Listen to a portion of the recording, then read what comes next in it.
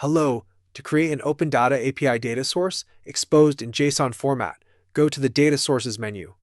On the screen that appears, click on the New button, then choose the connection type.